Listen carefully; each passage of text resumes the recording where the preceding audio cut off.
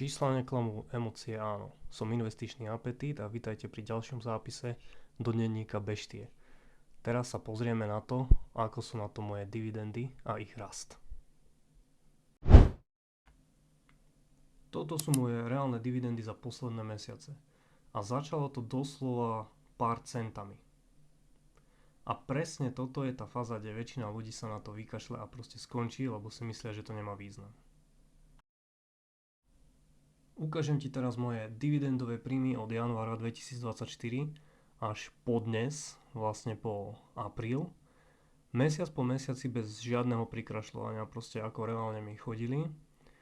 A popri tom ti ešte poviem jednu vec, že ktorú pri investovaní veľa ľudí si uvedomí príliš neskoro, alebo respektívne si to neuvedomí vôbec a tým pádom sa tam nikdy ani nedostane.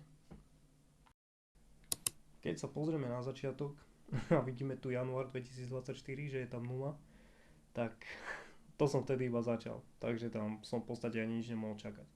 Ale hneď február už 2,11 €, hej. Človek si povie, že to je nič, že to sú drobaky, že za to si kúpim tak maximálne kávu v automate raz za mesiac a že sa mi to vôbec neoplatí.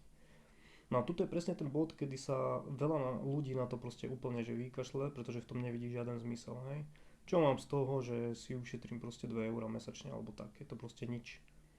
No ale potom po mesiacoch, keď sa to postupne začne nabalovať, tam ide o to, že jednoducho tie euro k euru a už máš dve, hej, to je v podstate 100% rast.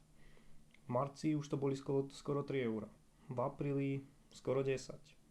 A takto to proste išlo celý rok. Za celý rok v 2024 som mal 173 €. Čo keby som si rozdelil na mesiace, tak mám cca nejakých 12 € mesačne by bol priemer, hej, plus minus. Si povie, že no dobre, že to je fajn a čo z toho, hej, tých 10 € mesačne ma nespasí, z toho v živote nevyžijem a je mi to úplne na nič. Nemusím to robiť. No ale keď vydržíš presne v tomto ako keby bode, tak pozri sa na rok 2025 ten rozdiel. V januári 44 €. Stále to nie sú nejaké akože veľké peniaze, chápem, ani z toho tiež nevyžiješ, ale ten rozdiel je brutálny. Potom 32, 40, 42, 75 dokonca v máji, 60 v júni. Za celý rok proste mi to už vyšlo na skoro 600 €. To, keď si porovnáš s minulým rokom, je podľa mňa brutálny rast. Brutálny rozdiel. A stále v tomto treba zotrvať.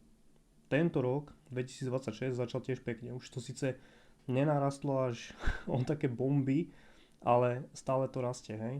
V januári 86 €, zatiaľ vlastne môj top mesiac. Takže dá sa povedať, že to ide tak, ako má, podľa plánu. A dúfam teda, že raz, teda môjim cieľom je, že raz ma to bude živiť proste, raz z toho bude mať výplatu normálnu. Dúfam, že sa k tomu teda dostanem. A toto máme celkovú sumu vyplatenú v dividendách za celý ten čas, čo investujem, čiže cca 2 roky aj pár mesiacov. Tak, to by bolo všetko v tomto dividendovom videu. Dúfam, že sa vám páčilo, že som vás trocha motivoval a vidíme sa potom pri ďalšom zápise. Budem rozoberať potom teraz nie moje špekulatívne pozície, ale rozoberiem 2 alebo 3 pozície, ktoré proste plánujem držať dlhodobo, možno aj navždy, kto ho vie. Tak, vidíme sa.